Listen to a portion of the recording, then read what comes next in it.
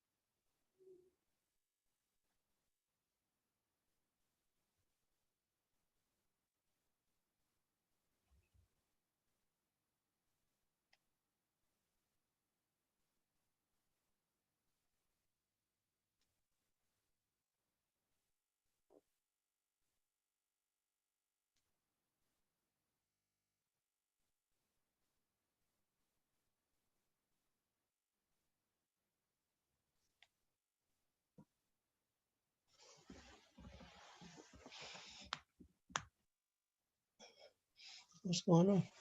Can't start till 9:30. Oh.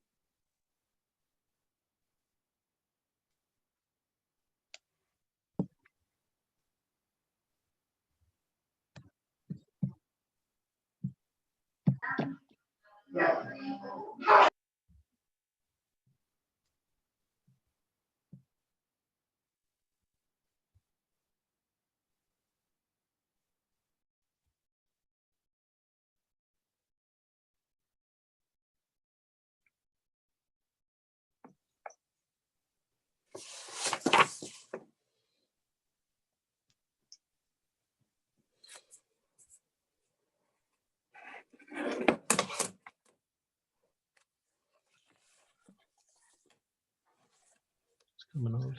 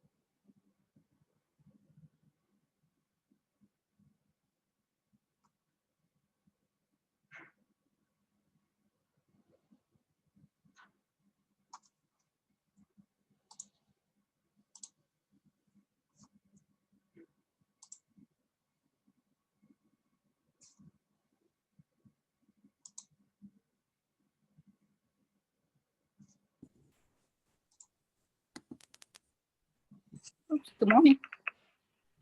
Good morning. Good morning. Just give it just a couple more minutes to see if who else might join us.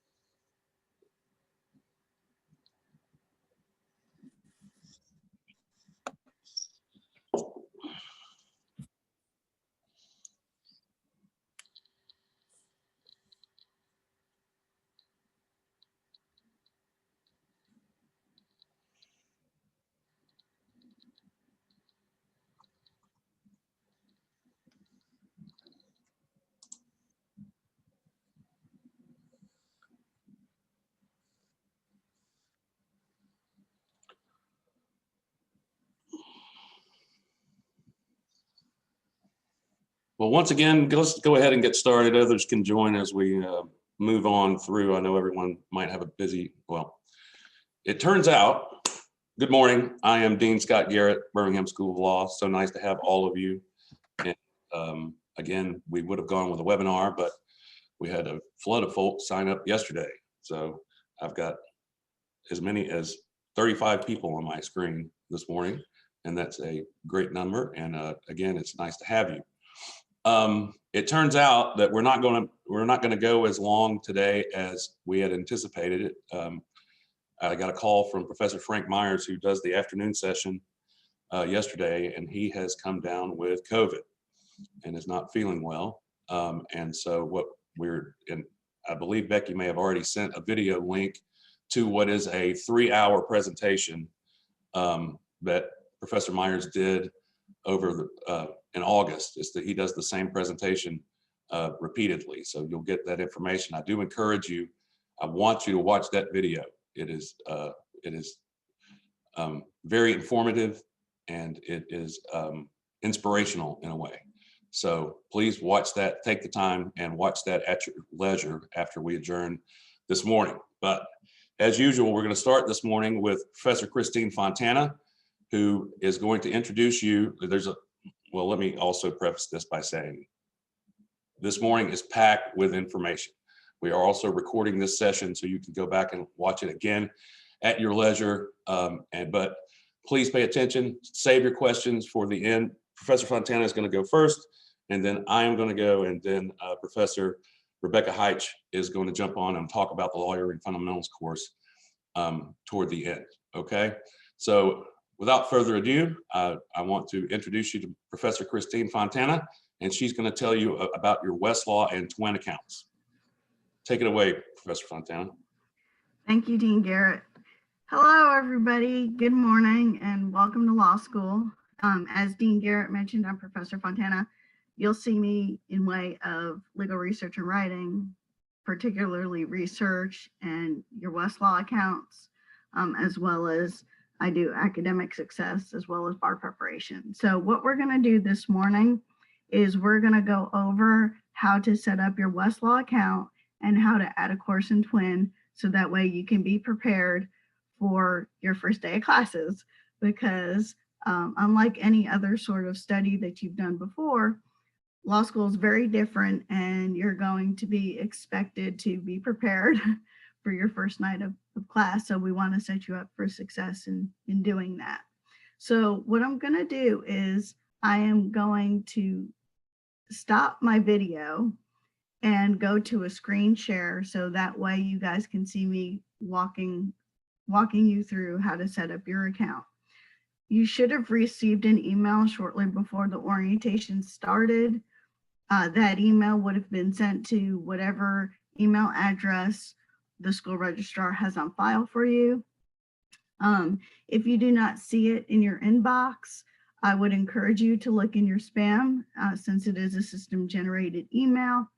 If you still don't see it in your inbox or your spam box to the email address that you know the school has on file, I'm going to give my email at the end of this. Just shoot me an email and let me know. And if you don't mind, copy our registrar. Her name is Carrie Stone.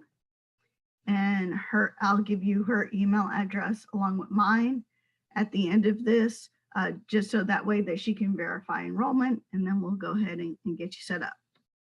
And I do ask that you hold any questions to the end. Oftentimes, any questions that you may have do get answered during the course of the presentation.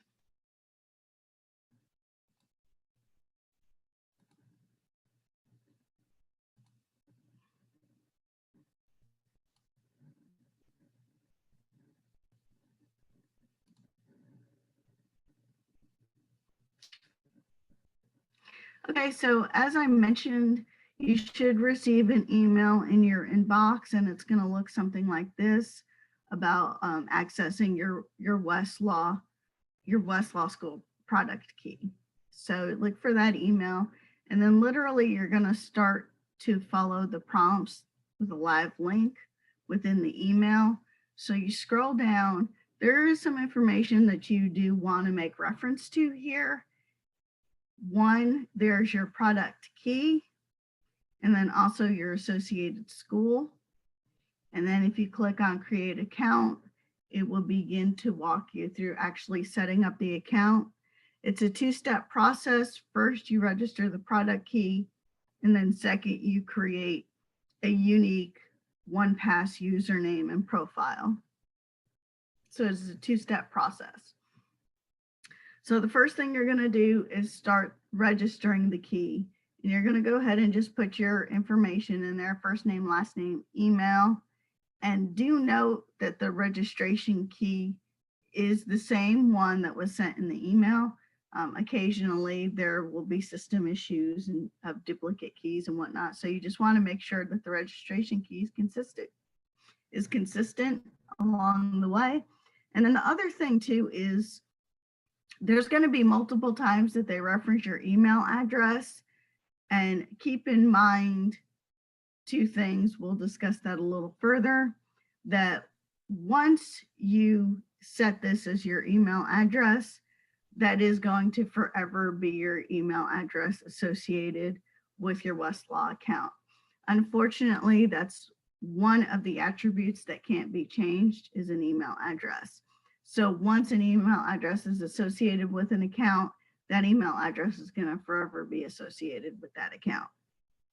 And then the other thing too is sometimes it's a good idea for students to consider creating an email address specifically just for the purposes of law school, kind of keeping in mind that, you know, you're going to be getting a lot of emails from all different aspects. And so that way, to have them all in one place, sometimes it's a good idea to go ahead and specifically just set up an email address for law school specifically.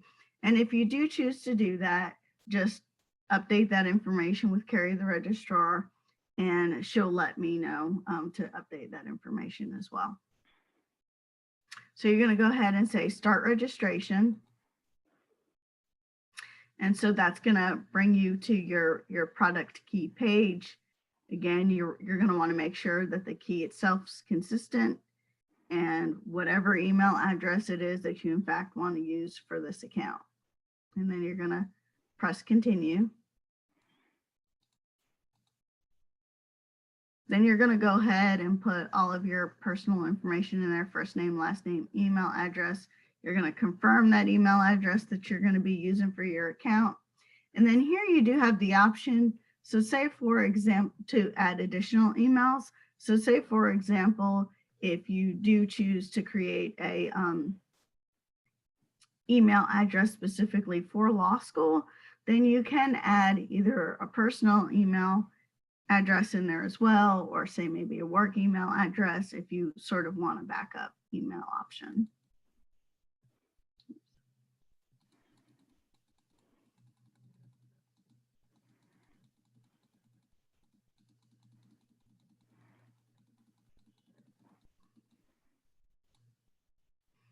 Okay, so that is the registration portion of the process. Now we're going to get into the profile creation aspect of it. And so you're going to create a unique OnePass username and password. There are a lot of things that I'm able to do in assisting with students' accounts in way of resetting passwords or even sort of any verification of credentials is the one thing that I can't do. There is a 24/7 tech support number that's available, and they do have the means to verify your account other ways. And so for those issues, you can contact them and they'll be able to assist you. And the great thing about it is they're available any time of the day or night. And so you're going to go ahead and you're going to create a unique OnePass username, password. You're going to confirm the password and you're going to give a security question. Okay, and then this page is important. Sometimes, technology is great, it's a double-edged sword though, to where sometimes you can have, issues with it. And so what'll happen sometimes is a student will have a technical issue along the way. And then that's where we start to have system errors and system issues. So you do want to make sure that you get this confirmation page where it lets you know that you successfully created your profile. And if you want to continue on to the law school portal. So in your setup process, be on the lookout for this page that will let you know that you were successful in your setup. If you don't see that page for some reason, reach out to me. Okay, and then once you've successfully set up your account, it's going to ask you just a few more things. And this page is very important. It asks your time zone and then asks you some specific information about your status in school.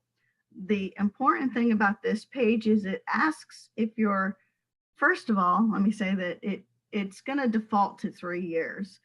This system is designed for a traditional law school format. And so that's fine. Just go ahead and put in whatever it defaults, whatever it allows you to, because for each individual student, as your academic progression changes, we can always update that information. So in way of if it doesn't actually let you put an accurate graduation anticipation in there, that's fine. Just let it put in what it's going to allow you to default to. And then we can always change that later as it becomes more accurate. More importantly, it's going to ask you if you're a part-time or a full-time student. Okay. And again, this system is designed for a traditional law school format. So one would be inclined to want to say full-time student. And we do not want to say that here. We want to say that we're a part-time student. And the reason is because since the system is designed for a traditional law school student format, if you click on full-time, the system is going to presume that you're at a traditional law school and is going to go inactive during the summer months, because traditional law schools do not have classes during the summer months, whereas we are a year-round format. So you click part-time so that way it will keep your account activated year-round. At the end of the day, it's not a big deal if it's clicked on full-time. It's just a matter of me reactivating a student's account then over the summer. If you do click on full-time though, it will time out your account. It will suspend your account over the summer because it's going to think you're not in school. So after you put all that information in there, it's going to bring you to the page us lawyers love of your, terms and agreements. And so you say agree and complete registration.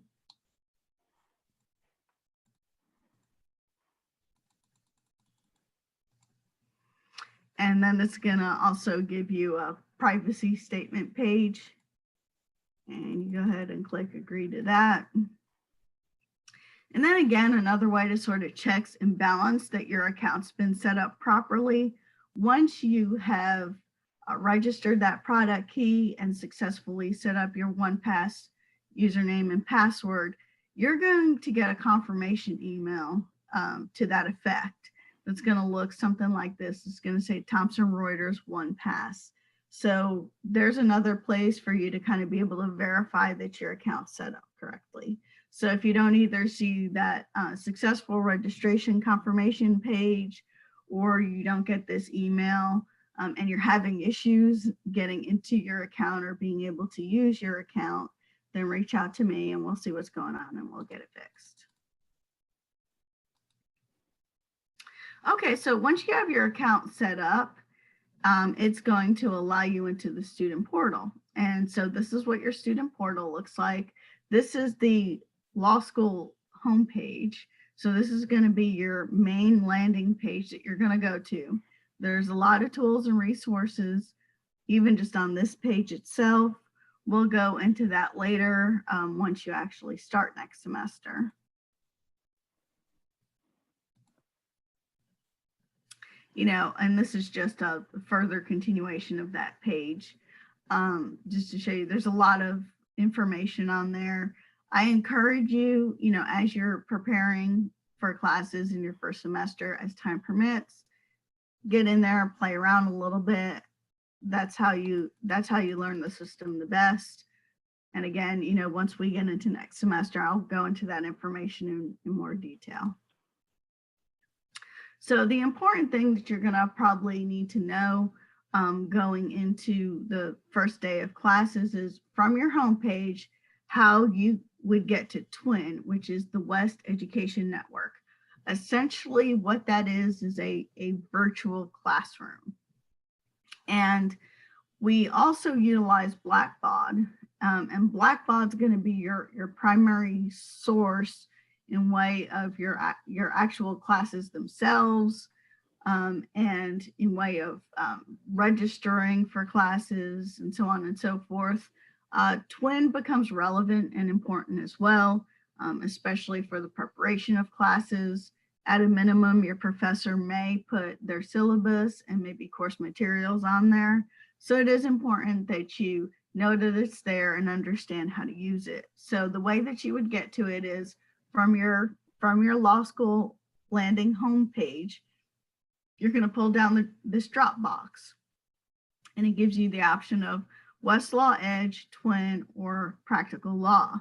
So Westlaw Edge is the actual research database that we'll go into more next semester. And then TWIN is that virtual classroom. So you're going to click on TWIN. And then once you click on TWIN, it's going to bring you to a TWIN homepage. And this is where you have my courses, and this is where you manage your courses. So the information that you need in order to add or manage a course, you're going to need to know the subject matter of the course, or when it's offered, you know, what semester or year, and then also the professor. And if that professor offers the same class on more than one day, which class? The caveat to TWIN is if you do not see a class there, the likelihood it's because it's not. Generally, you don't run into operational error with TWIN.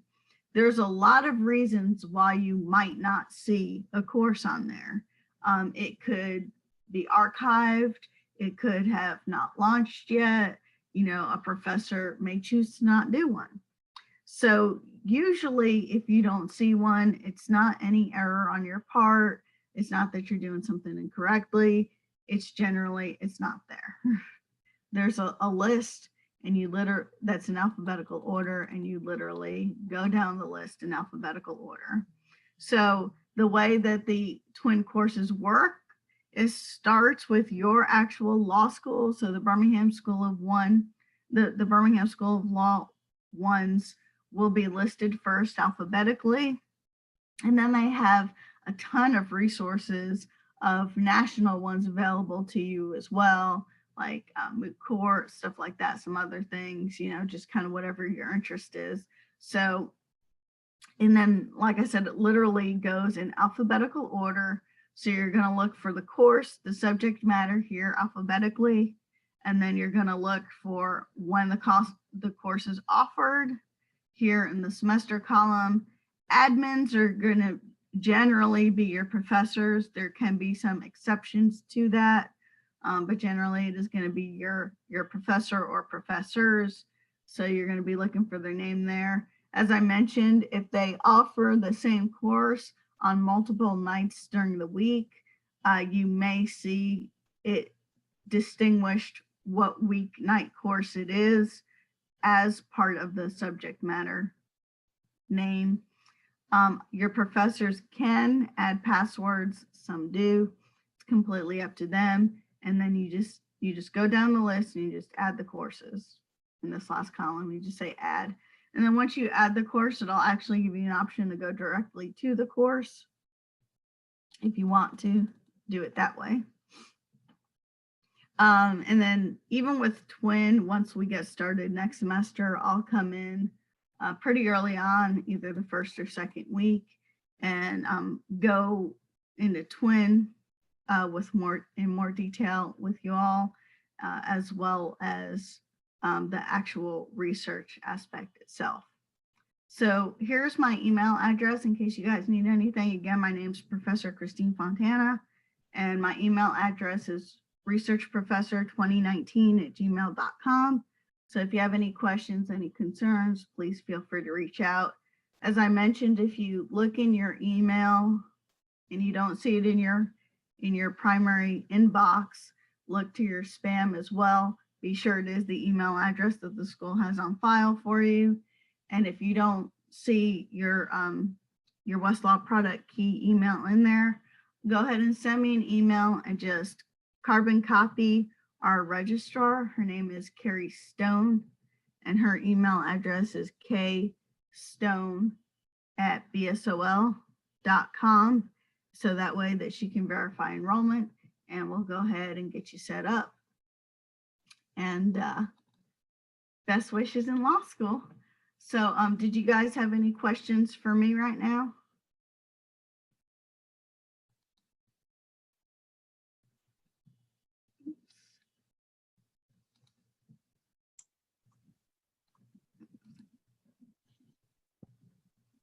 Okay, well, if that's the case, I'm going to go ahead and get off the call. Thank you, Dean Garrett. Appreciate everything, and good luck. And if you guys need anything, feel free to reach out.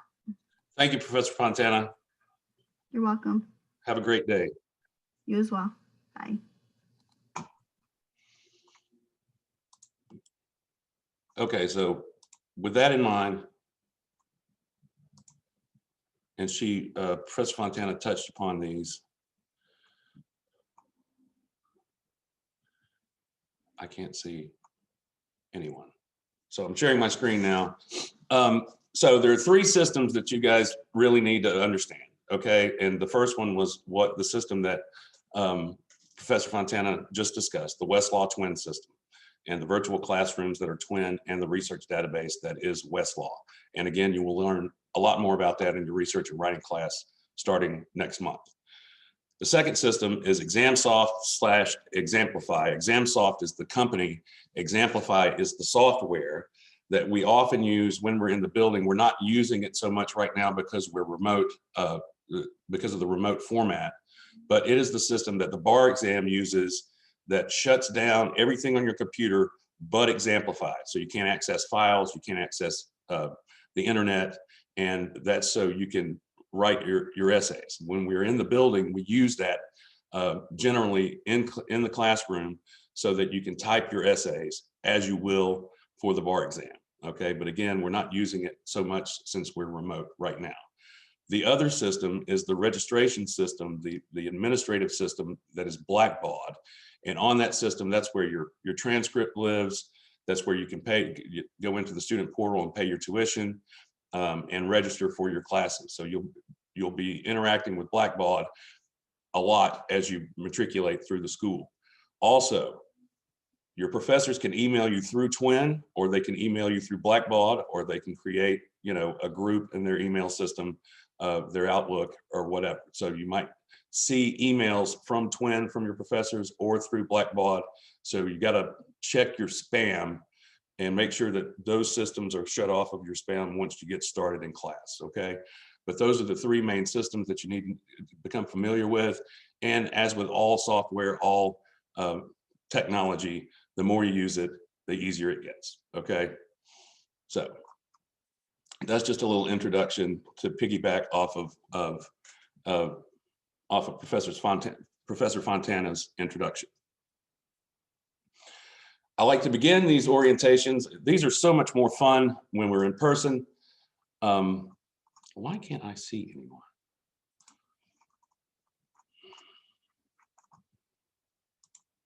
And I am,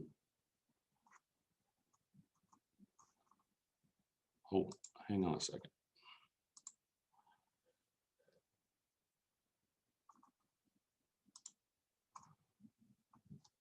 Now, can y'all see that? Nod, please. Anne Marie, I can see Miss Cruz. Hi, Miss Cruz. Yeah, we can see it. Okay, you can see it. All right, great.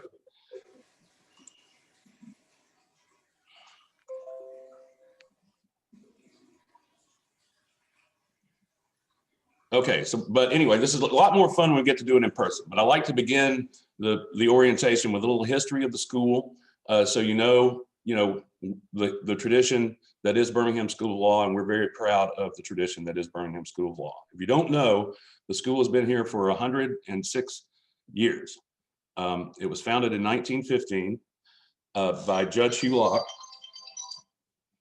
And what happened was that several young attorneys that had jobs, or young men, they were men at the time, who had jobs, who wanted to become attorneys, came to Judge Locke and asked him if he would tutor them, and basically they became his apprentices in order to eventually become licensed attorneys. And he started doing that, and he had a group of, call it, a dozen or 15 students. Before he knew it, he had to get a classroom, and he would hold classes himself nightly and teach these young folks to, to become attorneys, what they needed to know. And so eventually it grew, and we started having classes out at Birmingham Southern. And then after the Depression, he moved the classes to the YMCA, and then eventually to the Jefferson County Courthouse. And they stayed there until 1996. And then we moved to what is now called the Frank, for those of you who are familiar with Birmingham, the Frank Nelson building down on 20th Street. And we occupied about 4 floors there, and that's where I matriculated. The Frank, if you know anything about Birmingham, the Frank Nelson building has changed hands now since we moved out 2 or 3 times, and they're trying to renovate it. My predecessor, Dean Bushnell, was appointed in 2006, and Dean Bushnell started the Saturday program. So none of you are going, at least starting in the Saturday program. You might eventually take some Saturday classes once we return to the building. But the Saturday program has been wildly successful over the course of the last decade, and it has been instrumental in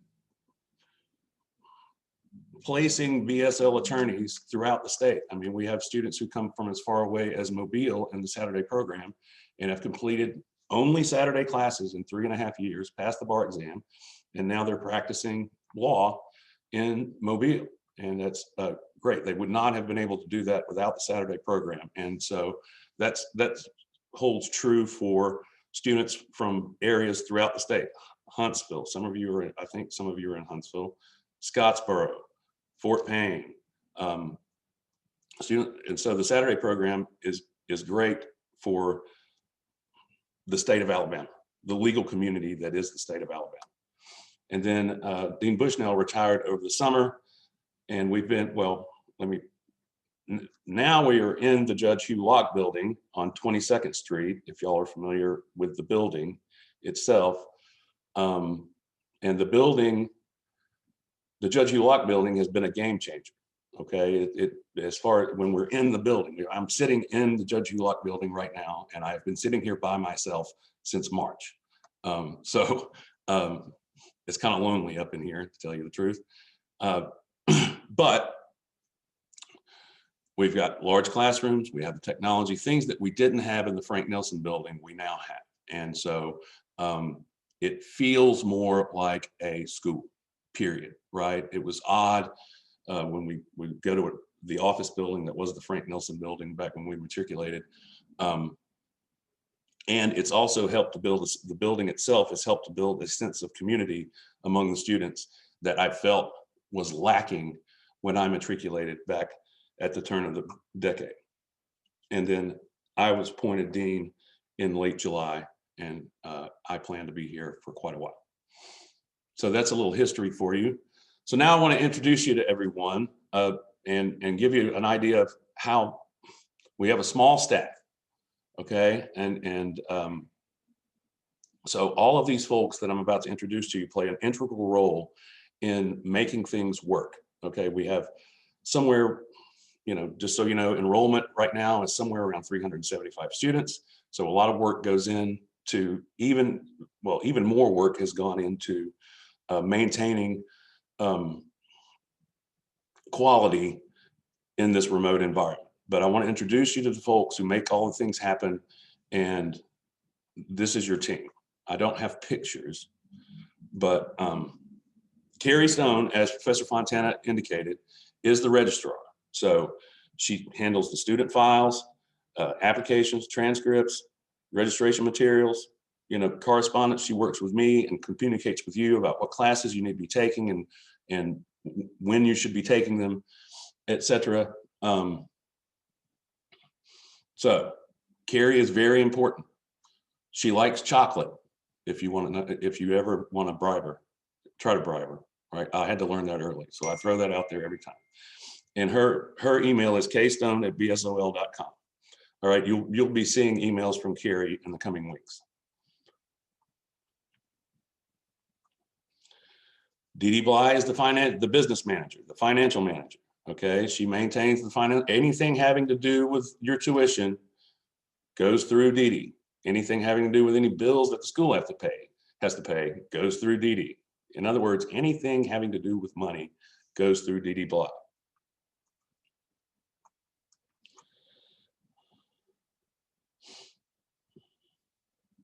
If you need to know your balance and for whatever reason can't find it on the portal, the front desk, someone is here to answer the phone. We answer the phone 6 days a week, excuse me.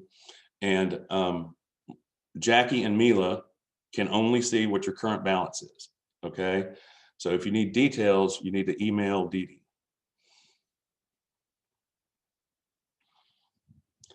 And as it says here, unpaid balances result in a hold being placed on your account. Only Dee Dee can lift these holds and must do so manually. So Becky added this note in here for you because often students will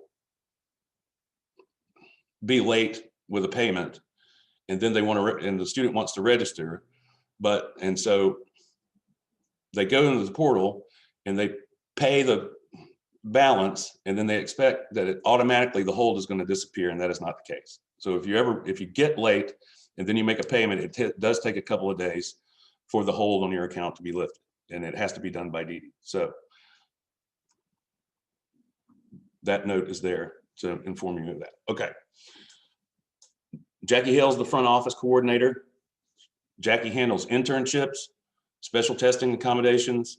She handles, if you have questions, when we do use Exemplify, ExamSoft, she is the ExamSoft coordinator. She helps me with that. And when the building is open, Jackie gives school tours, and we often rent the theater and other classrooms to folks who want to have meetings. And Jackie's email is jhale@bsol.com.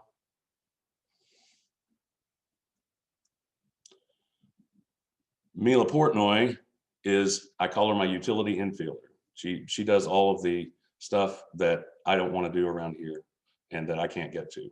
And she still comes to the office in the afternoons Monday through Friday and answers the phone and helps answer the door, etc. And she also, when we're in the building, she will assist with audio visuals in the classrooms and the computer laptops used by, and yes, she is the MVP of BSL's COVID-19 operations. That's true.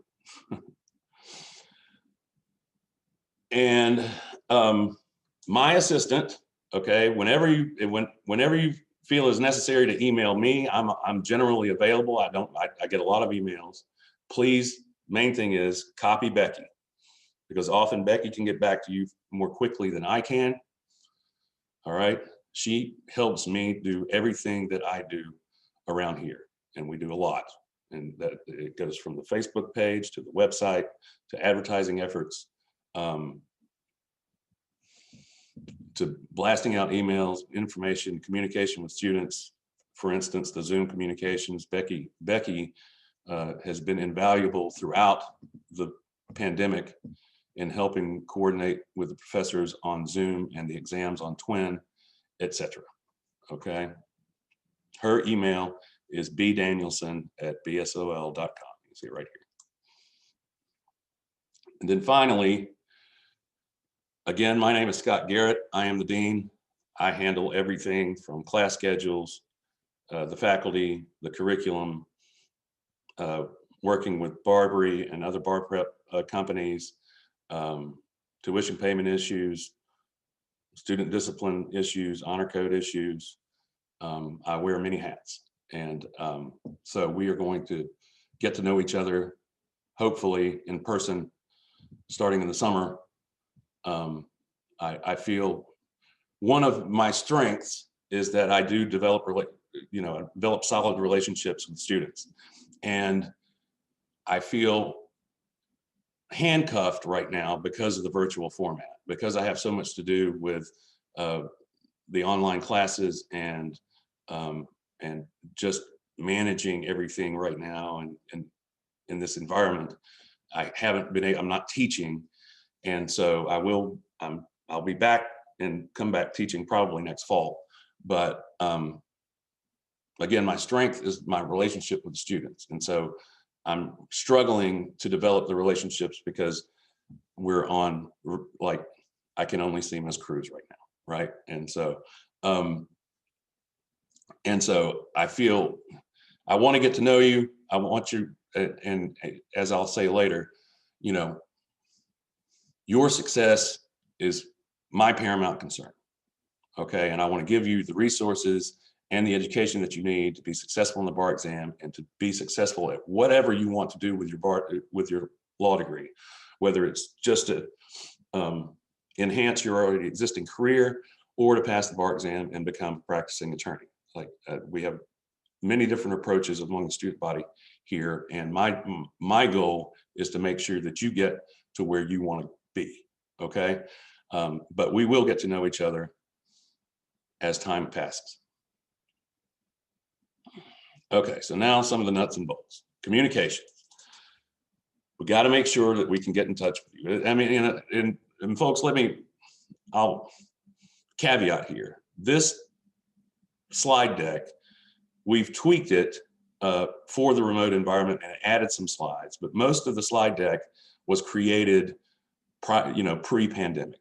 And so I still want to bring some of these topics to your attention because I do expect, and I'm cautiously optimistic that we will be back in the building in the summer, at least, mostly back in the building. And that, of course, many, the stars have to align, for that to happen. And things aren't looking good right now. But I am hopeful about the vaccine, and I'm hopeful that we will be back in here in the summer. So again, this slide deck was built for when we were in the building, but I want to bring some of these things to your attention, even though we're remote right now. It is important that we need to get in touch with you. My recommendation is, always update your information. If you get a new cell phone number, please let us know. My recommendation is that you create a dedicated email address. a new Gmail account and provide it to the office. Okay, so that you see the emails from your professors and you see the emails from Carrie and Becky and Jackie that may come out as time goes on. Okay. There is a system called Schoolcast that we often blast emails to all of the students. And of course, when we're in the building and there's inclement weather, we need to make announcements. And so we need to be able to make sure that we're able to get in touch with you at all times. Sometimes I feel like I need to call you, and it amazes me the number of phone numbers. All of a sudden I'm like, well, will somebody please give me I'll email Carrie, and I'll say, Carrie, and Anne-Marie, I'm going to pick on you because I can see you. Carrie, will you send me Anne-Marie's cell phone number? And I will call that number and it would be inactive. I'm like, why can't I get in touch with my students? So of course, Anne-Marie would always update her information, but we need to get in touch with you. So please update your information. And again, I do recommend you have a dedicated email account just for your law school purposes. All right. Obviously, right now, this is one of those slides that was part of the caveat. Okay. When we were in the building, we had inclement weather. You know, I would have to make a call as to whether we were going to cancel class in the evening. Okay. So right now, this doesn't count. And not only that, now that we've learned so much about remote instruction and Zoom and what we can do with Twin, etc., this is almost a completely obsolete slide, because we won't be in a position to cancel classes anymore. We'll just say, okay, everybody, Tuesday night's class, because it's supposed to be stormy or it's going to snow, will be on Zoom, you know, and we'll send a Zoom invitation and put it there. So, but we used to have to make decisions as to whether we're going to cancel class because of inclement weather.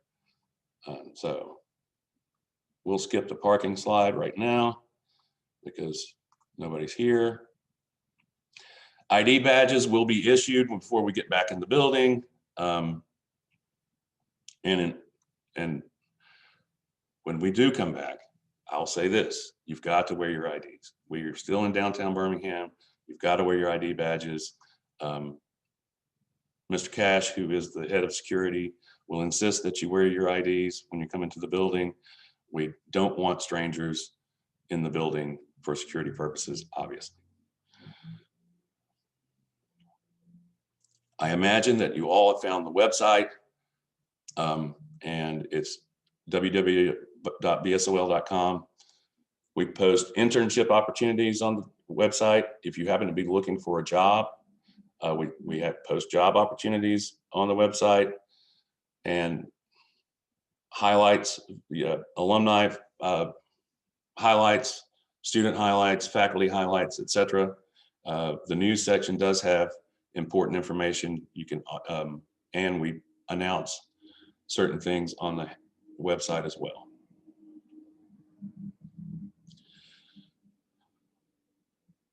On the website is the current version of the student handbook and catalog that is constantly, well, it's subject to updating. It is your job, okay, to read the handbook and catalog, especially the honor code. I believe Becky, were they sent? Is the honor code in the package they were sent? Yes, it is. Okay, great. Yes. So The handbook is not, but the handbook is available online. Right. The handbook, the entirety of the handbook and catalog is available on the website for your review, and it is your responsibility to become familiar with the handbook and catalog. And as Becky indicated, you were sent a copy of the honor code in its entirety in the packet via email yesterday. May I interject on that note? Yes, please. Anybody who hasn't filled out and returned the honor code certification, which is totally fine if you haven't, if you can just do that whenever and send it back to me. And I will also be sending out a copy of these slides so that you have all of this information on hand as well. So you'll have my email address throughout it also if you don't have it already. Thank you, Becky. All right. New student register, for all of you on the call, for all of you entering students in the spring of 2021 term, I mean, we know what classes you're going to take. And because typically when we had in-person orientation, you would go to a room and you would introduce yourself to Carrie, and Carrie would register you for your classes, etc. But since we're all remote, you don't have to do anything to register for classes this time. You will automatically be registered by Carrie for your classes, which will be Torts 1, Contracts 1, and Legal Research and Writing. Okay, so that will be done in the coming weeks.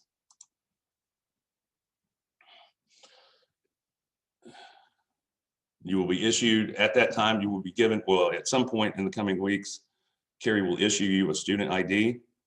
It is important that you memorize your student ID because most of your writing assignments and professors, exams will be blind graded and graded by your student number only. And so it's important that you write, it's a 4-digit number. Just memorize it. You can do it. Don't share your ID, student ID, with other students. And generally, they cannot be reissued. So you'll have a single ID throughout your time at Birmingham School of Law. Okay.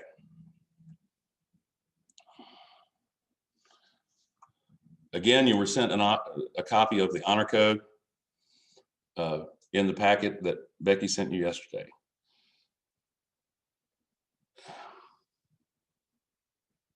I cannot overemphasize how important it is, how important integrity is to your career as a law student and as an attorney. Okay, if you don't have integrity, you have very little to go by, right? And you probably won't be practicing law for very long. So you'll be at the honor code acknowledgement that you have read it and understand it. Please sign that and get it back to Becky, as she indicated. If you have, I mean, as soon as you get the chance, okay? But I frown horribly on folks who don't do their own work. You have to do your own, produce your own work product in law school, okay? If I catch anyone, and I've had to dismiss students before for turning in other people's work, okay, I will expel you. It's as simple as that. So be advised that you're expected to do your own work, and you're expected not to talk about exams. You're expected not to look at outside material if told not to, okay? Follow the honor code.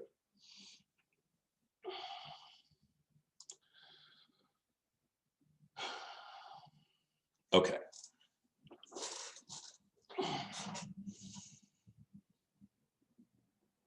The remote format, okay, is not ideal. And I don't think, I believe that you understand that implicitly, okay? As Professor Fontana hinted before, law school is very different. And I really don't like, well, it's not that,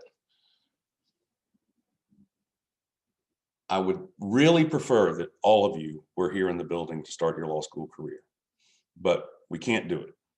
And so it's important, I want to emphasize to you how important it is that you treat your online remote classes, especially I mean, all of them. I have a tendency to say especially all of them, like you're attending class. I mean, as much as you can. I know sometimes folks, many of our students have children, okay, and they can't just, it's hard to put a 4-year-old and say, just be still for the next 2.5 hours. I've got something to do, right? I don't have children myself, but I have friends who do, and I know how hard it is. But eliminate distractions, find a quiet place to be, get, 2 monitors, right? One so you can take your notes on one and do your Zoom on the other and pay attention to what the professor is doing on the other, okay? You're all aware that we're going to be remote. So if you have a spotty internet connection, please try to get it fixed. You can use your iPad for your camera and your laptop to take your notes, or your phone for your Zoom and your laptop to take your notes. Like, don't attend class.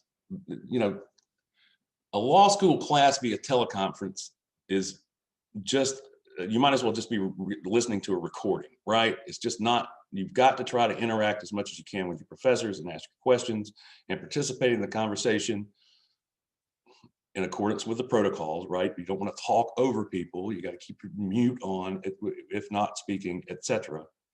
Right? But I mean, my point in the second bullet here is, well, in spring, we missed our edit there, but you know, I know sometimes it's a little, you know, it's an additional expense, but set yourself up technologically for success in this remote environment. Okay. And, you know, I've learned a lot over the course of the last year. I'm sure you all have too, about exactly what we're capable of sitting in our living rooms and sitting in our studies and sitting here in this big empty building. But set yourself up for success with the technology needed to participate in your classes. Most professors are going to ask that you keep your camera activated while you're in class. That's so they can see that you're paying attention, right? Like, and we've developed, you know, systems to tell whether attendance is attendance is mandatory. So if you're not on camera, generally you might not, many professors will count you absent because, you know, like it or not, some students will log in and then walk off with their camera off and then come back at the end of the class and they haven't attended anything. So that's why your camera needs to be on, mute your microphone. Failure to follow protocols may result in your removal from the class and at least for that night. And as I was emphasizing earlier, especially in this environment, okay, in your first year, it is important that you brief your own cases, produce your own outlines, read the cases that you're assigned carefully. And legal writing, and you're going to learn, legal writing is different from any writing that you have done before. And so if you do your own case briefs, and your legal research and writing professors are going to tell you how to do your case briefs. Okay, and you're going to learn about case briefing as well in the lawyering fundamentals course. Produce your own work product. There is an osmotic effect to doing your own briefs. You will become a better legal writer by doing your own briefs. Like there are online resources that you can just look up a case brief that was written by another law student in another state for another professor. You don't want to read the briefs. You've got to read the actual cases. Shortcuts are bad for you.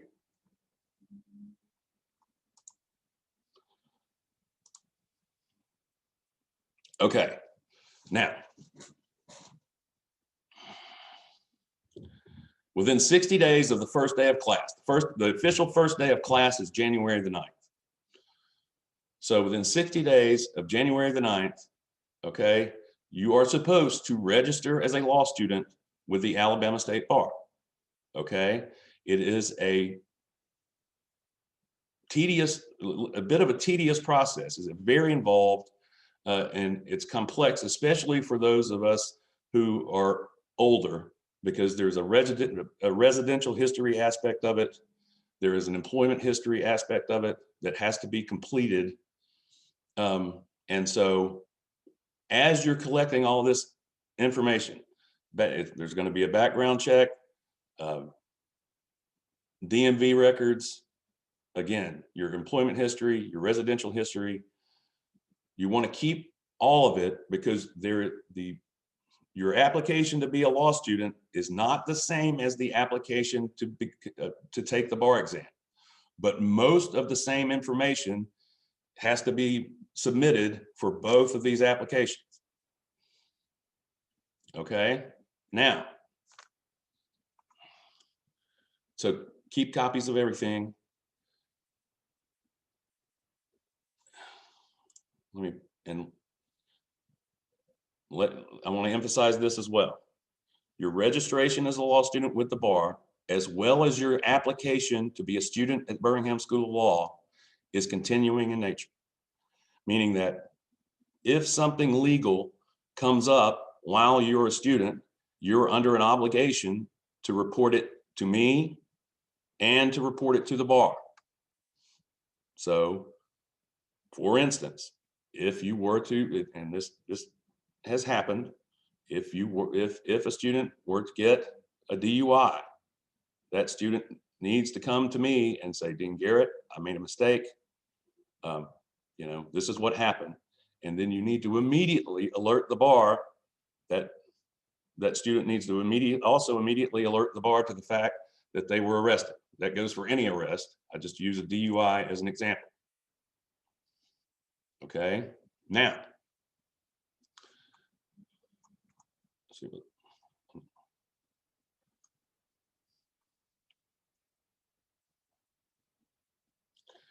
Couple of names here for you to become familiar with. Justin Ade is the Director of Admissions for the Alabama State Bar.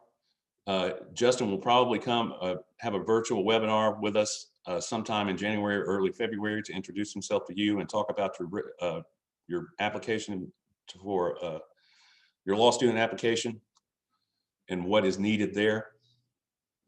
And Jeremy Rakes is the new director. He was appointed within the last year of the Alabama Lawyer Assistance Program, ALAP. And ALAP handles, as y'all may, as I hope you're aware, being an attorney is a stressful occupation. Being a law student, especially a part-time law student with a job and a family, is stressful. ALAP is here to help you, help the legal community, including law students, with substance and alcohol abuse problems. Okay. I've met Jeremy. I've only met him once. Very nice guy. If you find yourself in a position where you feel like you need help, he is there. He is a resource. ALAP is a resource that you can use to get yourself out of trouble. Okay. So again, Jeremy will be on the call with Justin sometime in January, February, and will introduce himself to you there. Becky, am I leaving anything out right now?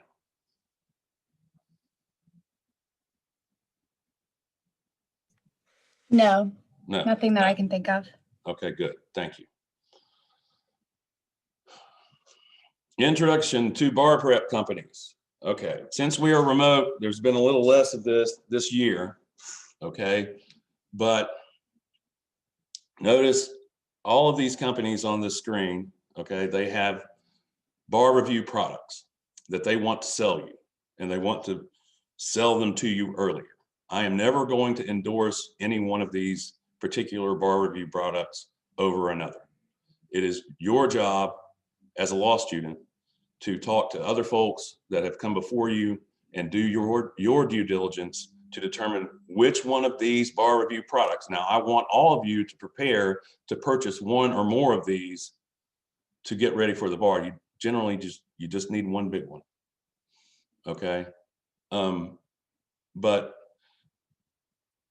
just a little, I'm just introducing them to you now because they will try to sell you via the internet right now products and get you signed up to use their product when you get through the 3.5 years later. Don't feel, and again, they would, when we're in the building, they come to the building and they'll set up in the lobby and they'll buy chicken fingers and give you candy and they'll introduce their product to you, right? And they'll try to get you, and they'll give you free, outline, first 1L outlines. And of course, we can't do that right now, but that's what the reason the slide's here is that I don't want, while I let them all come and introduce their products to you. But what I don't like is for them to put pressure on you to sign up early when you don't want to sign up anything. You don't have to sign up for anything right now. Nothing at all. But that's the reason the slide is here. Okay, there are two payment options for your tuition, only two. One is that you can pay your tuition in full upfront every term.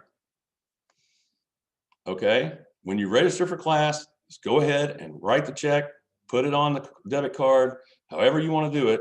That's one option. The second option are 3 payments per term due generally, for instance, in the fall, it was due, one payment was due at registration, second payment was due October the 1st, third payment was due November the 1st. If there is a balance, as was on the previous slide, you will not be able to register. You need to, your balance needs to be 0 going into the beginning of every term. All right. If you are late, there are late fees that are, clearly detailed on the website. And I have this last little bit in here. Many students' employers are paying for their tuition. That deal is between you and your employer, not between BSL and your employer. So if your company is paying for your tuition, your company needs to pay your tuition on time. Excuse me for a second.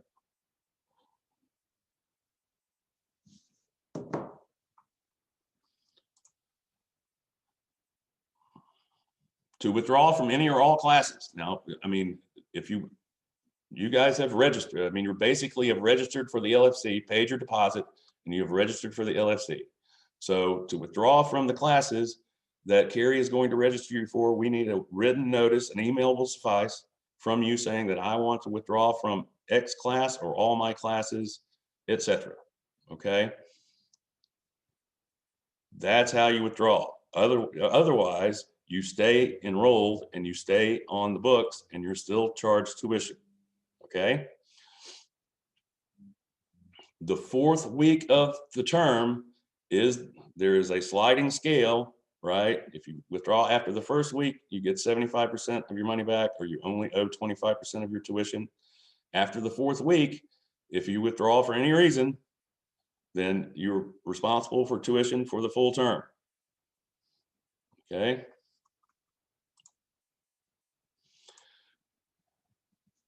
Because we are not accredited and because we don't get any federal student loans, we don't get any federal money. There is no automatic deferment of your existing federally funded student loans. I am happy to fill out forbearance paperwork for you. And generally, my understanding is generally whoever holds your student loan is happy to give you a forbearance. We're happy to fill out that paperwork for you, but there is no automatic deferment, and I cannot fill out deferment paperwork for you. So I want to be clear about that. But again, we're happy to fill out forbearance paperwork for you that are generally granted, but forbearances are not deferments. Okay, so you have to ask permission for a forbearance is what it is. Okay, so just want to be clear about that. Okay, let me pause for a second. I'm trying to,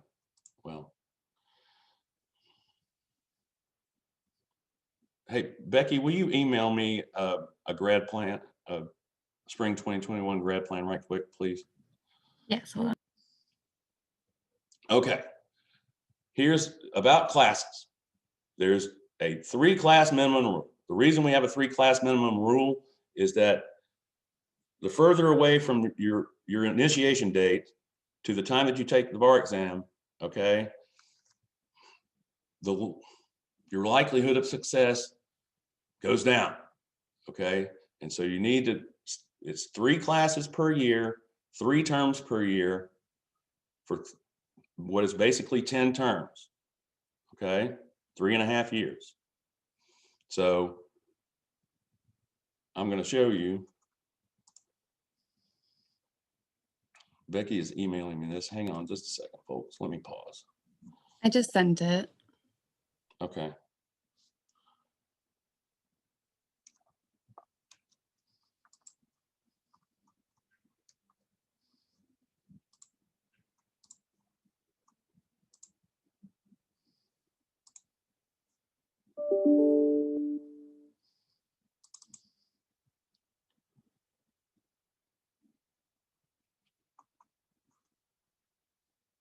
Mhm.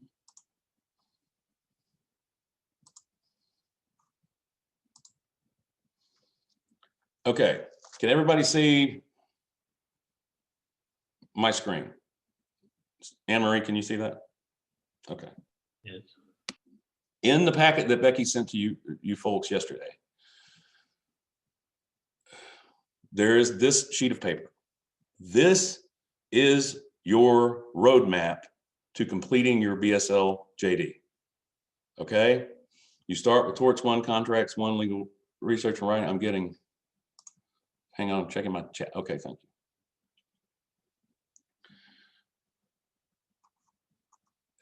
As I'm about to say, and obviously 3 courses per term, you get down here, you get squeeze in an elective in the fall of 2022.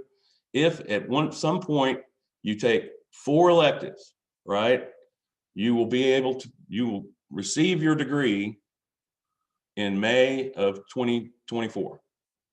Okay.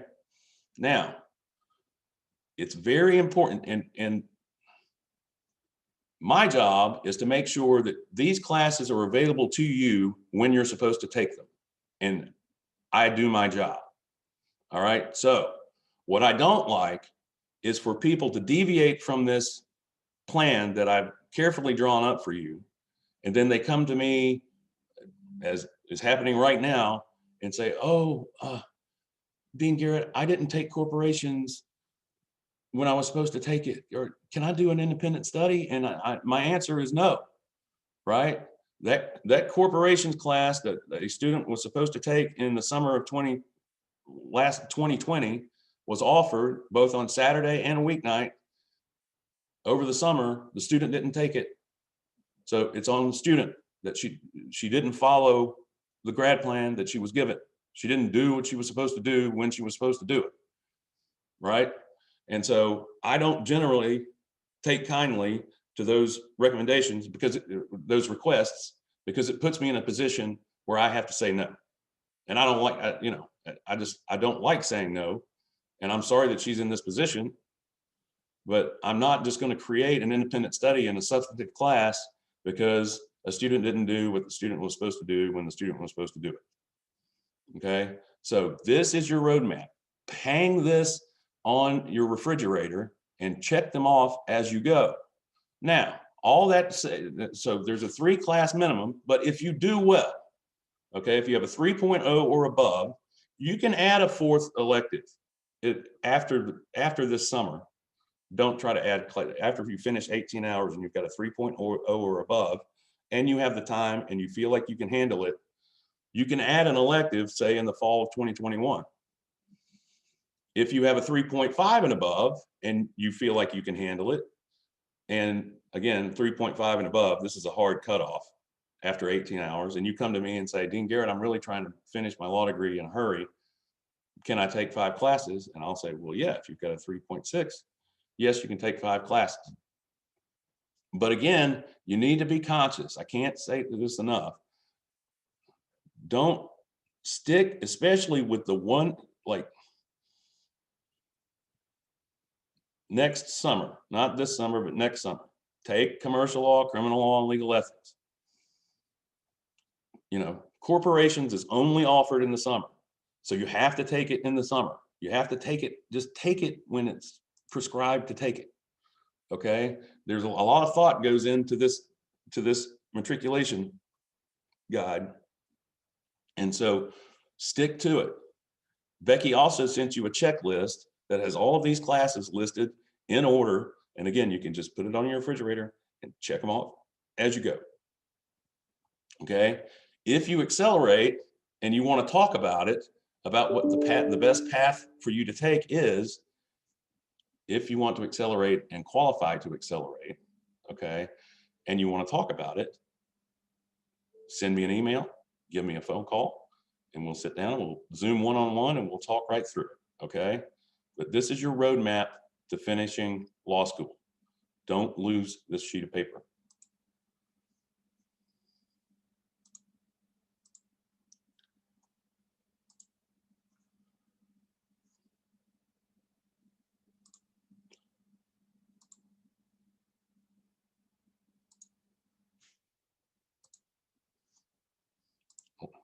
Anne Marie, are we back to the PowerPoint? So we talked about the grad plan, good. And then we talked about the acceleration, fourth elective. Students with a GPA below 3 must appeal to Dean Garrett for permission to add any fourth class. Factors to be considered and whether to grant a request include, but are not limited to, the student's GPA relative to 3.0, proximity to graduation, and employment and familial obligations, right? And let me tell you why this is.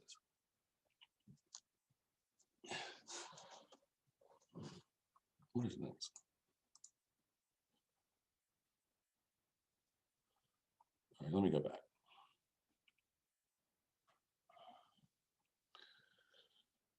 Law school is difficult, sufficiently difficult in the traditional format, okay? And part of what Professor Myers' message in the recording that we're going to send to you this afternoon is that as non-traditional law students who are generally, you know, our average age is about 34, married, or at least in a partnership with children, full-time jobs, etc. You have to be dedicated to do this successfully. Okay, and so back to, you know, the reasoning behind the 3-class minimum rule, and because if you're not performing at a certain level, we're going to talk about GPA and success rates on the bar exam here in a moment. Imagine, so on that list, there are 25 substantive classes that we just looked at, the list we just looked at. There are 25 substantive classes and 6 electives. We are required by statute, okay, to offer a full class in every subject that appears on the bar exam. And I don't know how much you know about the bar exam, how much research you've done. Professor Myers is going to discuss that in the video we're going to send you as well. So imagine a bank of 25 file drawers, okay? And each of those file drawers are labeled one of the 25 substantive classes. And the reason we have a 3-class minimum rule and the reason that you have to complete the program in 6 years is that, again, the greater the distance between your initiation date and the date that you take the bar exam, okay, the less likely you're going to be successful on your first attempt. So imagine those 25 file drawers. When you open your torts 1 drawer for the first time, I mean, you're going to get a little bit of an introduction to torts in the lawyering fundamentals course, but let's just say it's on January the 9th when class begins, or whatever date, the first date of your torts class is. When you open up that cognitive torts drawer and you start putting torts material into that drawer, okay, and it all groups together. Do your own case briefs, do your own outlines, study consistently, don't cram for exams, right? Because when you get through torts 1 in April, you're going to close that torts 1 drawer. And if you've studied deliberately and methodically and consistently and done your own case briefs and actually studied for the exam, not crammed, the more solid that material you've put in that torts drawer is going to be. Because once you close it, you really aren't going to reopen that torts 1 drawer until you go for your bar prep to get ready to sit for the bar exam in what will be, if you successfully follow the grad plan that we talked about, in July of 2024. Okay, and that goes for all of your classes. And part of the reason that common law and property, 2 of the more difficult subjects on the bar exam, are later in matriculation for our non-traditional students is because I want that material to be as fresh as it possibly can be when you go to sit for the bar exam. Okay, so there's reasoning, and there are reasons we do everything that we do. So again, everything that we've talked about today, to focusing on your Zoom classes, doing your own case briefs, it's all to prepare you to sit and be successful for the first time you sit for the bar exam.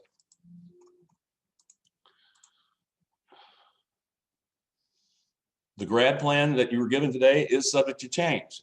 It's not frequent, but Dean Bushnell and I, over the course of the last few years, have tweaked the, the required classes, et cetera. Again, if there are changes, all right, I reserve the right to make changes, first of all, but they will be for your own benefit. But right now, there aren't any solid plans to change the matriculation. And if you read the fine print on that, please read the fine print on the grad plan that we discussed earlier. And in most instances, if loading up probably won't, except for that for one term with 4 electives at the end, probably won't accelerate your graduation date.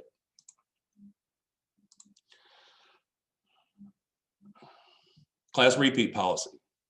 The multi-state bar exam, the 200 question multiple choice test that is called the multi-state bar exam, okay, basically has 7 potential subjects on it. All of those subjects and your writing classes are subject to the class repeat policy, which means that passing in any of those classes is C- or better. And that includes torts 1 and 2, Civ Pro 1 and 2, Crim Law, Criminal Procedure 1 and 2, Evidence 1 and 2, Con Law 1 and 2, Contracts 1 and 2, Real Property, and legal research and writing, and what is used to be called advanced legal writing, but it's legal methods now, and your upper level writing requirement. That comes into play in your 3rd year.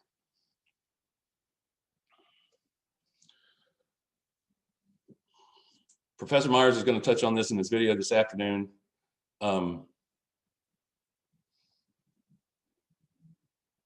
This academic warning status, okay, is probably going to change very shortly to what we're going to get to an academic probation dismissal policy. But unless it changes, in case it doesn't change, I want to introduce this to you. Law school is not for everybody, okay? And part of my job is to protect the reputation of the school. And part of the reputation of the school, and for the benefit of both recent and distant alumni, people look at the first time bar passage rate, okay? And we're going to talk about that in more detail in a minute.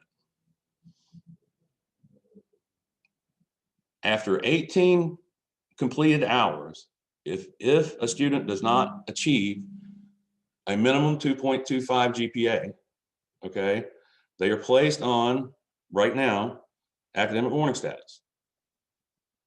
And then they're placed on notice that, okay, this is not going well, right?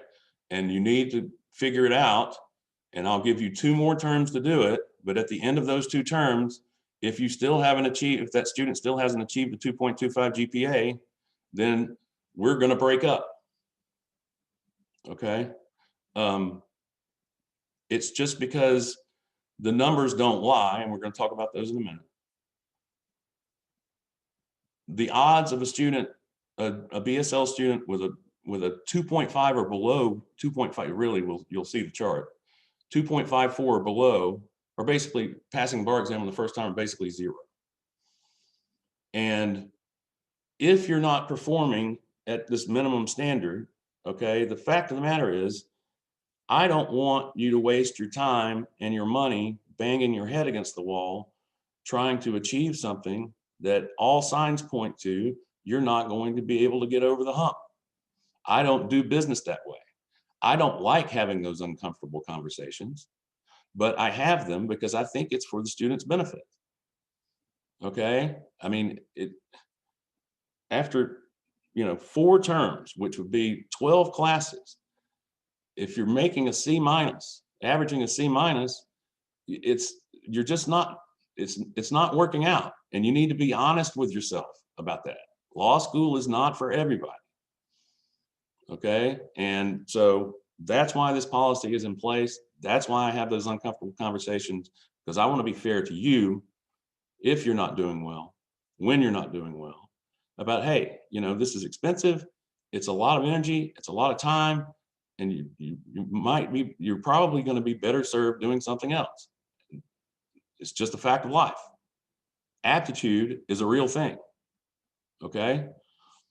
So that's why the academic warning status policy is in place. It's probably going to become academic probation shortly. Under no circumstances will a student be granted a diploma with a sub 2.0 GPA. Okay. So make note of that. Hopefully you won't be anywhere near that. Here is the updated pass rate information of this year because of COVID. You may have heard this. The Alabama State Bar there was a July exam, and then because of COVID, they did another administration of the bar exam at the end of September.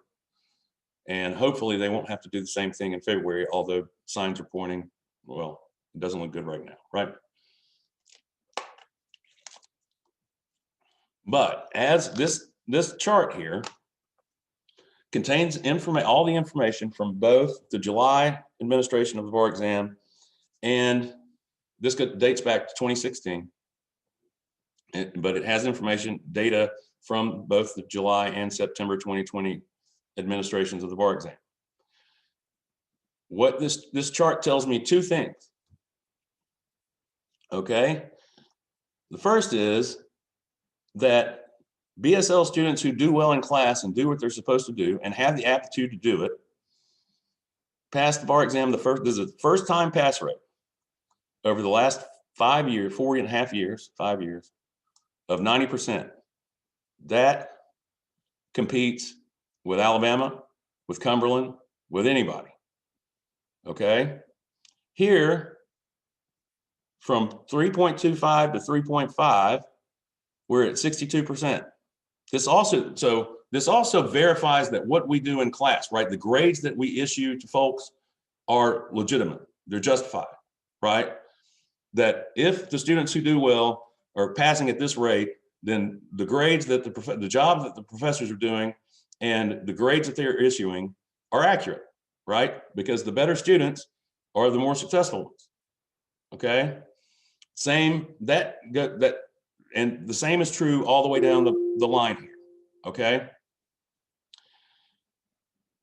So there's 62%. If we could get to 62% overall, I would be thrilled to death. Okay. The operative pass rate of all of these is right around 35%.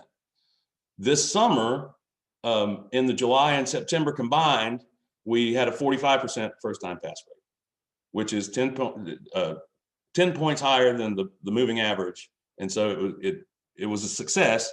And what happened was we had 9 or 10 of these folks take the July bar. And so if you saw the statistics for the July bar, we had a 70% first time pass rate for the July administration, which was fantastic, right?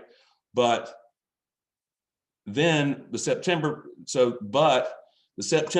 group of students who took the group of students who took the September bar, didn't have as many of these folks in it. And so that's why it flattened out to 45%. Okay, but as you can see, when I had those uncomfortable conversations that I was talking about, look at it. I mean, 1 of 74 over the last 5 years who graduated with a 2.54 GPA or lower, only 1 has passed the bar exam the first time. Many of them still haven't passed the bar. Okay, and so again, if you find yourself where this is just not working and you're not doing well, you need to have the conversation with yourself, and we're going to talk and we're going to figure out a problem, or we're going to move on. Okay. I don't do business where I just take money from folks who want to go, who are again, banging their head against the wall to try to do something that all appearances are they're not going to be successful in the long run. Okay. Again, all of this is for your benefit, for your success.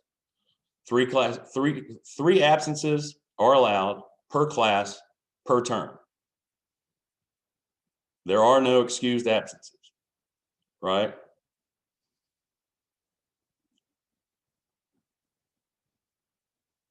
There are situations where there have been situations where unfortunately somebody is accidentally, they have burned a couple of absences on birthdays and anniversaries, and then something has happened and they had to miss 2 more classes, and I'm like, sorry. Okay, policies are in place for a reason. I stand by the policies. This is the policy. 3 class absences per class per term.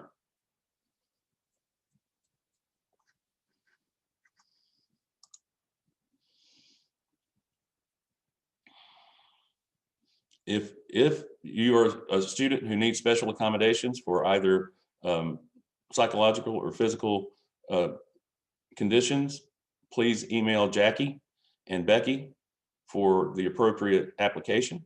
Okay, we'll be happy to accommodate you if needed, but you're going to have to complete the proper paperwork. And we've had to, because of COVID this year, we've had more exam deferrals than we've ever had. But if you find yourself in a position where, because of work or because you're not feeling well or because of school, there's an exam deferral form that is online that you can locate, and you can fill it out and provide your reason to me, and I will generally approve it. Okay, but please follow the proper channels. You got to communicate. Communication is obviously paramount importance. Okay, you need to communicate with me. You need to communicate with your professors, right? They're all available. They will all give you their email address at the very least, and they will get back to you. One thing you do, I will caveat that just a little bit. You have to remember that all of the faculty are adjunct faculty. And so they are practicing attorneys who have their own families and their own businesses to run. And sometimes, they're not going to get back with you within the hour or maybe within the day. So you need to be proactive in communication with the administration and your professors, because we have a great faculty. I'm so proud of the job that the faculty has done in these adverse circumstances with the remote learning, et cetera. But sometimes you just have to have a little patience. This is not a state-run school. It's not UAB. We don't have the resources. Like I said, we've got 5 people running this whole thing. Okay, so you got to have some patience and you got to be a little proactive. Grades. Your grades are not due from the professors until a week after the last final is administered. The system will only pump out the grades if all the grades once, like she doesn't do it multiple times. And so you will get your grades in due time. I recommend that you not hound your professors to find out. I know you're all anxious, all students are anxious to find out what they made on their finals. Okay, but push the grades out all at once. Sometimes your professor will let you know what you made. They can't post them on Twin or anything like that, but sometimes they'll let you know, sometimes they won't. But pressuring Carrie or pressuring your professor to know what your grade is isn't going to do anybody any good. Okay, so patience.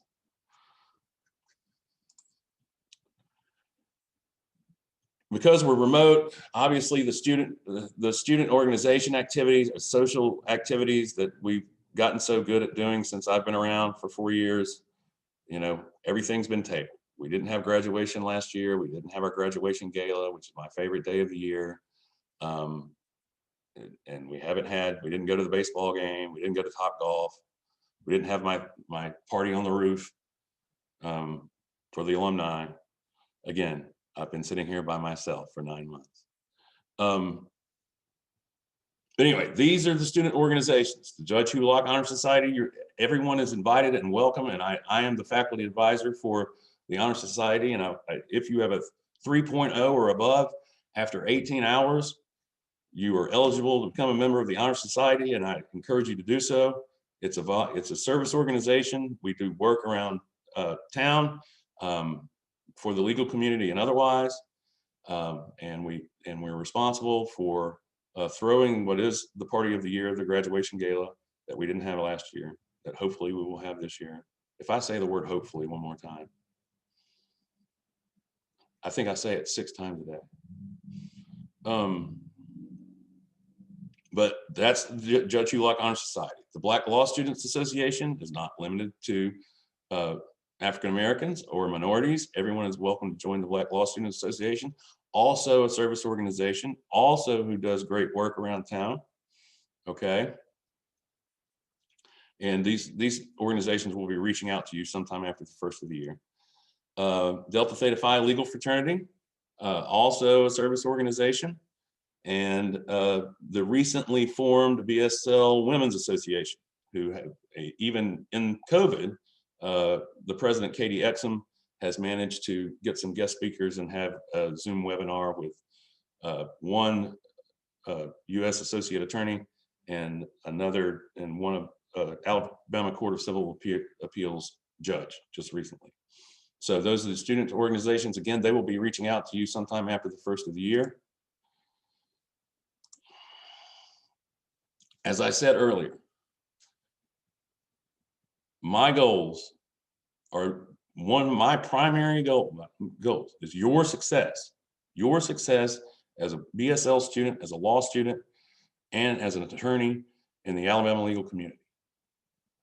Okay. My second goal is to better the reputation of Birmingham School of Law and the Alabama legal community for the benefit of current and future students, alumni, and BSL itself. Okay, and that goes back to what I'm talking about. You know, you are now a BSL student. You represent BSL in everything that you do. Please conduct yourself accordingly. Okay, follow that honor code. We are in a better position now than we ever have been. Students are being hired by firms where now, graduates, I mean, where they would not have been hired 20 years ago or even 10 years ago. Okay. The first time pass rate is trending upwards. We've got influential alumni in every corner of the state that can help you. I'm checking my chat.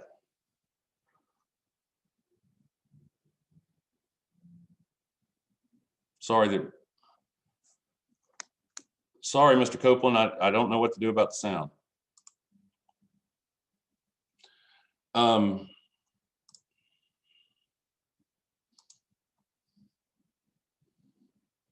And so everything I do here, okay, every day, I mean, this is a labor, you please understand that this is a labor of love to me. I took this job because I love this program. I love the second chance aspect of it.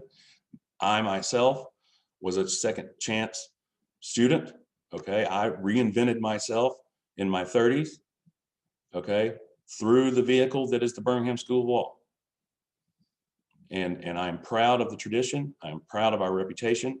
And I encourage you to bear with it and do your best and become part of the family that are the BSL alums throughout the state of Alabama. Okay, so again, I'm here to help you.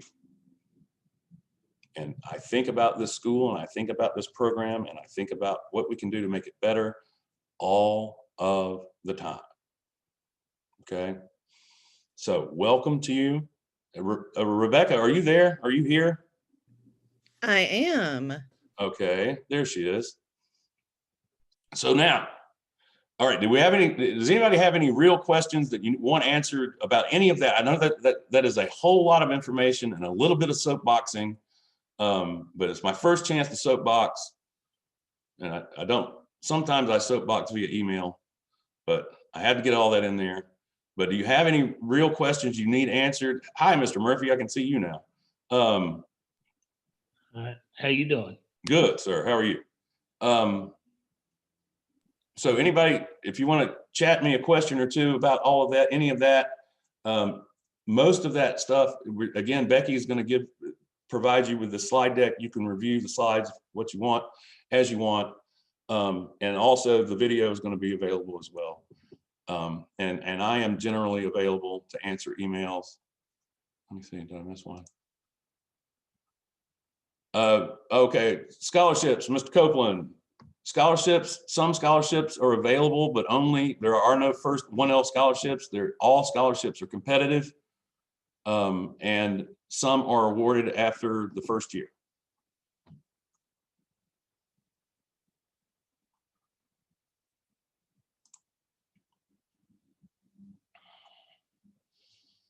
Okay, so now let me introduce everyone to Professor Rebecca Heitch. Okay, Rebecca is a recent BSL grad, first-time bar passer, etc., and she is very helpful to me.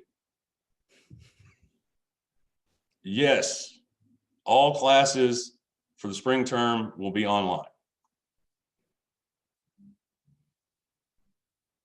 Hopefully, again, there's that word again. Hopefully, we will be back in person in the summer.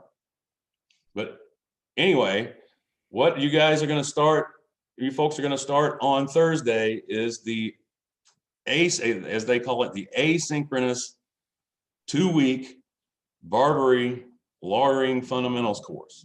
Okay, this is a 2-week orientation to law school. It is intense. Okay, it's going to take, just as a word of warning, you have to complete this thing successfully in order to begin class in January. Okay, Rebecca is not the instructor for the class.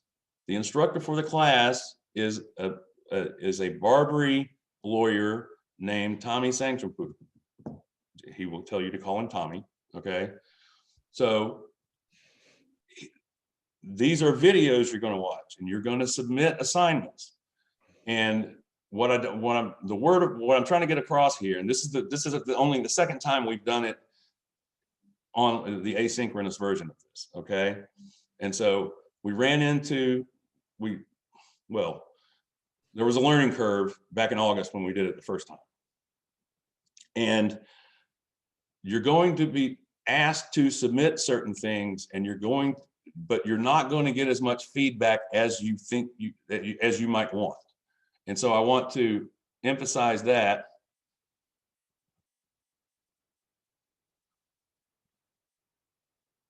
Yes. Okay, stop sharing. I'm trying to follow the chats. Okay.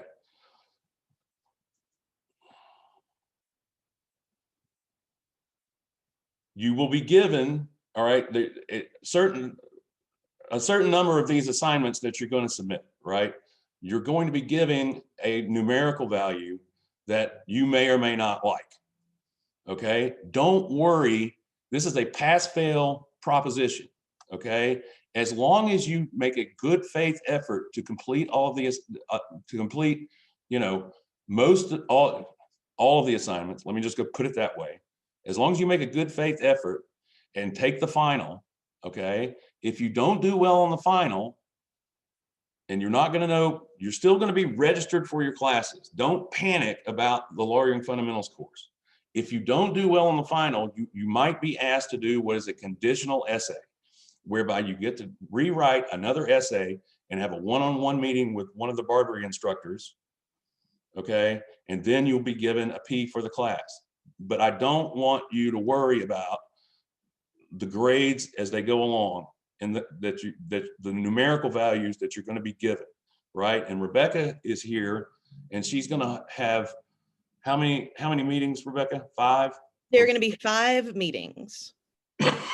Where Rebecca is going to make herself available via Zoom, and you can all join the Zoom call. And Rebecca is available to help you with what Professor Tommy and the other Barbary instructors are teaching you in the asynchronous class. Does that make sense? I can see everybody now. And Rebecca, what else do you want to add right now? So, hi, everyone. I just kind of wanted to emphasize again how the grades in this course, please do not send me panicked emails about your grades. Dean Garrett has stressed it that this is a pass-fail course. You're going to get little to no feedback. And what this course teaches you, in addition to 4 intentional torts, it helps you understand the workload and what is expected of you in law school. So, you may submit a brief and you don't know if you've done it right and you're not getting any feedback. That's to be expected because that's what happens in a real law school classroom. So I just want to touch base with everybody about that. The Zoom meetings are optional, meaning that you can come in at 6 o'clock, you can leave at 6:05, you can leave, or you can come in at 7:55 p.m. I will be there until 8 o'clock regardless. So just come in, ask questions. I'm not going to have a quote unquote lesson plan for you guys. I need to know from you what you need, what your questions are. So please come prepared, and I look forward to meeting with all of you.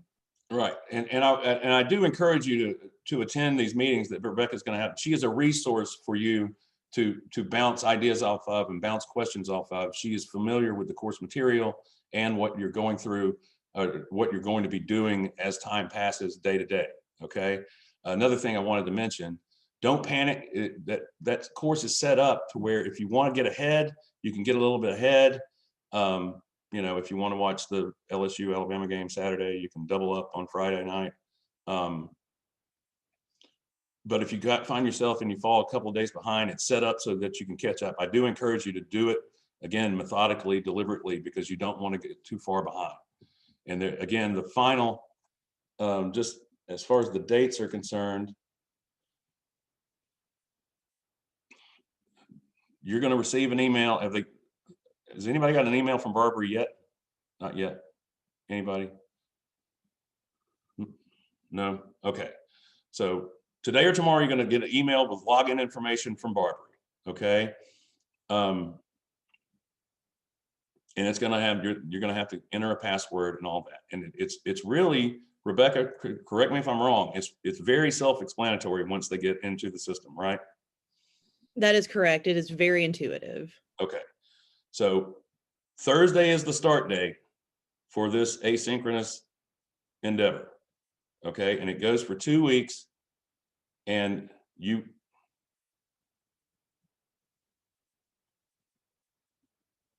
so on the 17th, you will complete the course.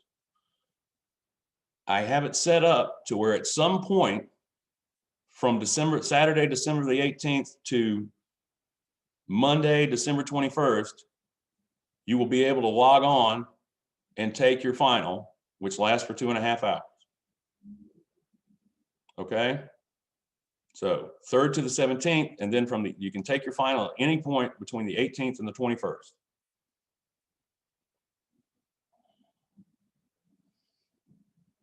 Okay. And then again, then you'll have a break for Christmas, and the first day of spring term is, well, you guys won't be on Saturday, January 9th. So really for the weeknight classes is January the 11th. Okay. Yeah, they're going to be, Ms. Brown, yes, you'll have plenty, everything you need to know for the final will be included in the class. Okay.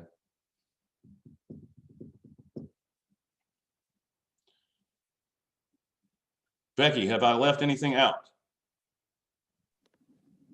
Not that I can think of. Well, once again, to all of you, welcome. It's so nice to meet you virtually. And I look forward to meeting and speaking with you in person as soon as we have the opportunity. Again, if you have questions and you need to talk to me, call me or send me an email and I will get back with you. Please copy Becky on those emails. Okay. Again, she can sometimes get back with you faster than I can. But I think you're going to learn a lot. The LFC is challenging. What second half of what? Oh, for the video? Are you talking, Ms. Brown, are you talking about the Zoom?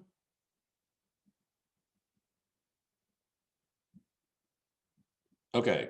I'm going to be sending out an email probably around 1 o'clock this afternoon. It'll have the video of orientation that we just had right now, just so you have it on hand, a PDF of the slide decks, the second link to the video for the second part, since we can't do it live, and then just a couple links for things that you'll need just to keep on hand. So give me an hour to get that together and I'll get that sent out for everybody. So there you go. Once again, if you were a little late, unfortunately, the afternoon session that is conducted by Professor Frank Myers, it's a great session, and he does it for every orientation for us, but he has come down with the virus, and so he doesn't feel well. And so what we're doing is sending you a video of the presentation that Professor Myers made for the August entering class. I am Dean Garrett. Ms. Brown, copy Becky. So you can email Becky. You can email Becky directly with questions about anything but copy me on that too. Okay. Thank you, everyone. Welcome to Birmingham School of Law. I'm excited. You should be excited. You should be thrilled and get ready to go. Okay. It's going to be challenging. It's going to be a lot of fun. And you're going to learn a lot, and many of you are going to reinvent yourselves. So, and you'll be off to a good career. Where is Mr. Norris? Hey, Branson, how are you, man?